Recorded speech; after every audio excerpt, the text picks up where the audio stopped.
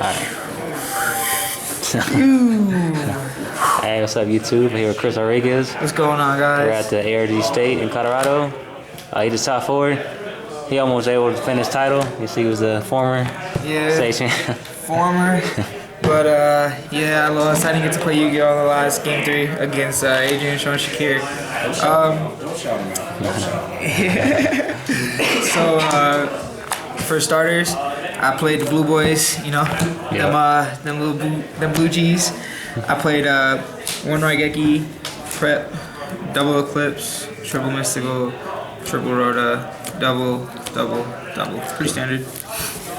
You turn around, or for this? Yeah. Like, yeah. Yep. Oops, sorry. Nah, I'll just do this again like this for you guys. Twos, 3, 2, 1, 1. Okay. Alright. Now for the gangsters. You got Captain Brio leading the squad.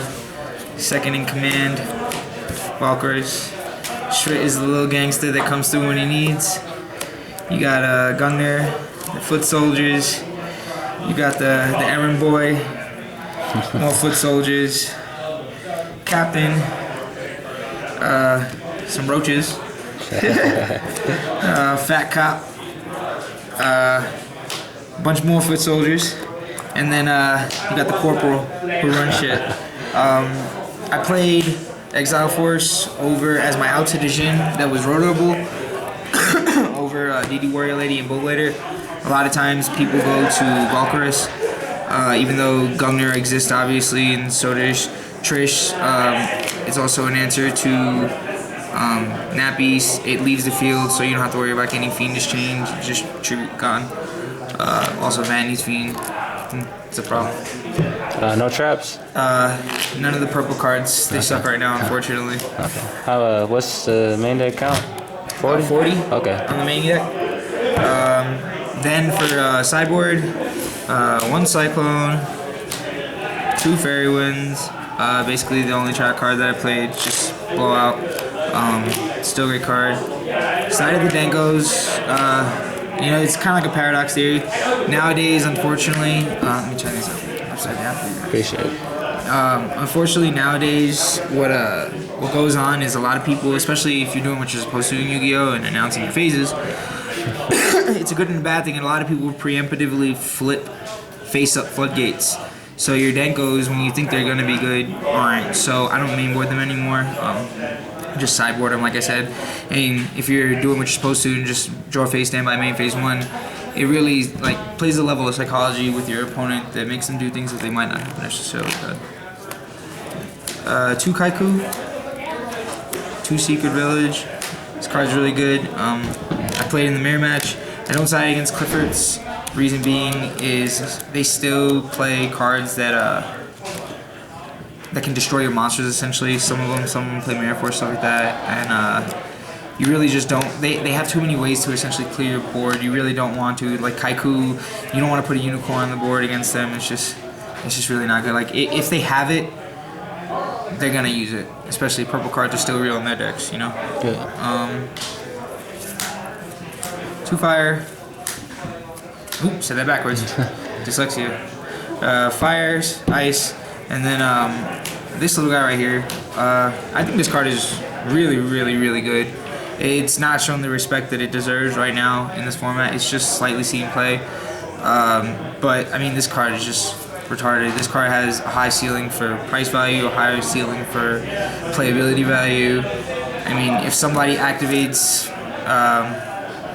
lose a turn when it triggers to switch them to defense mode, you can tribute this because it happens at the end of everything to pop it. If they activate Scout, that's another one. Your opponent not being able to know that you have an out to their Scout is really good. Typhoon was relevant, except for the rule in that if they chain Emptiness to, say, your Kaleidoscope and you have Typhoon, you can't chain the Typhoon because you still have a card face up on the field until it resolves. So overall, this is better.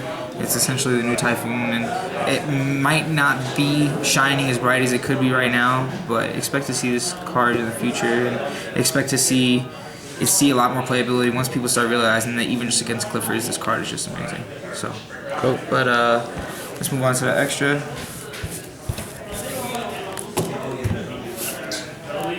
Extra is 1 ARG, Cowboy, Emerald. I played this combo.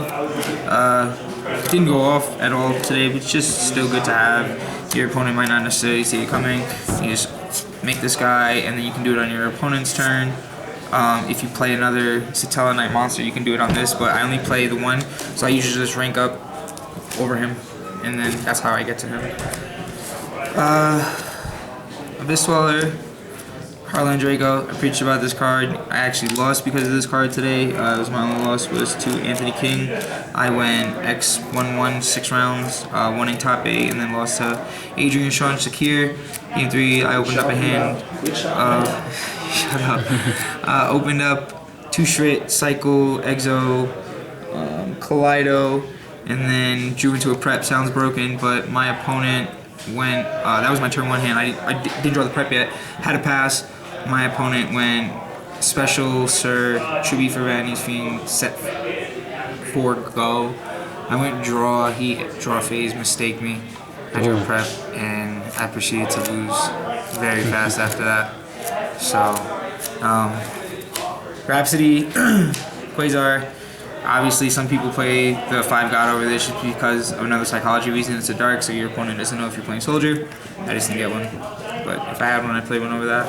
Diamond Direwolf, one of my favorite exceeds to go into.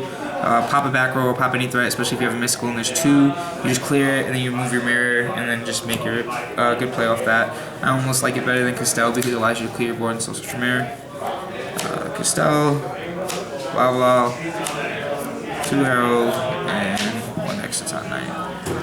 That's it, and you too. Peace. Thanks. Congrats.